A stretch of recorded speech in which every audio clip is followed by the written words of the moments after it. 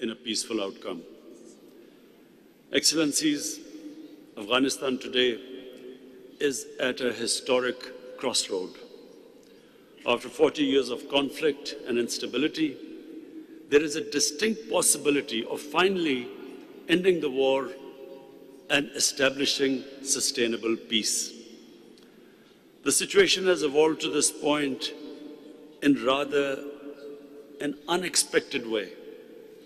The foreign forces had to withdraw one day. We wish this had proceeded in a more certain and predictable manner. The meltdown of Afghan security forces and collapse of the Afghan government was as sudden as it was unanticipated. Yet, the transition occurred without any bloodshed, which certainly for my country is a matter of great relief. The prospect of a civil war, a protracted civil war with a lot of bloodshed was our greatest worry. Unfortunately, for the time being, it has been averted. The much dreaded mass exodus of refugees, fortunately so far, has not materialized.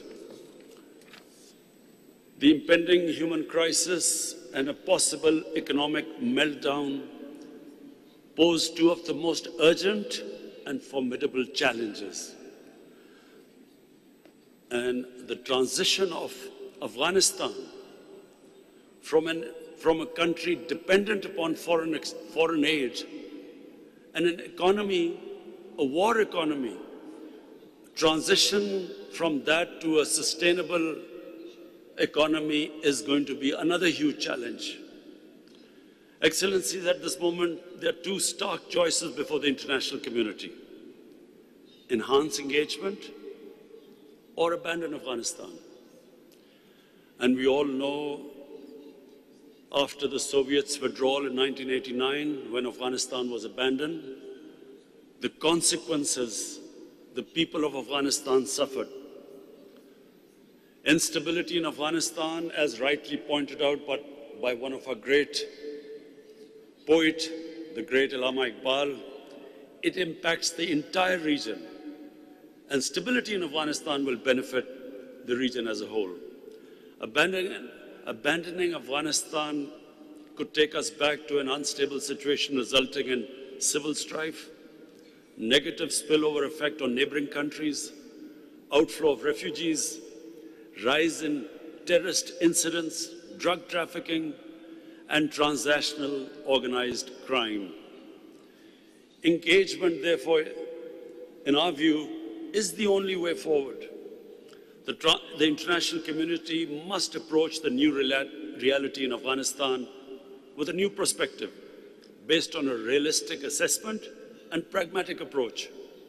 Our core collective interest has to be to help stabilize the security situation, prevent any renewed conflict, and prevent mass exodus. It is equally in our interest to ensure that Afghanistan does not again become a safe haven for terrorist entity. For this, the Taliban must take every measure to honor their commitments. The promise of an inclusive political structure should also be fulfilled. An inclusive political structure is vital for peace, and national reconciliation is extremely important for sustainable peace. At the same time, attempts to demonize the Taliban and fuel internal tensions should be rejected. Such a myopic and unwise approach being adopted by some will only compound the challenges, not resolve them. Excellencies, the international community must reach out to reaffirm their support and solidarity with the Afghan people at this critical juncture. Sustained international humanitarian assistance and economic support will save lives and underpin stability. Allowing Afghanistan's frozen assets to be used for the welfare of the Afghan people will also be a step in the right direction.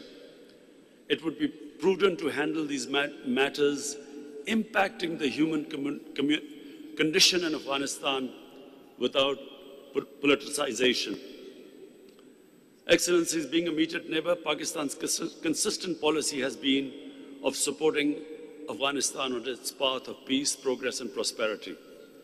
We steadfastly supported the Afghan peace process and always maintained that there was never a military solution. At the same time, we underlined the imperative of an Afghan-led and Afghan-owned political solution. Under the new situation, we have remained constructively engaged.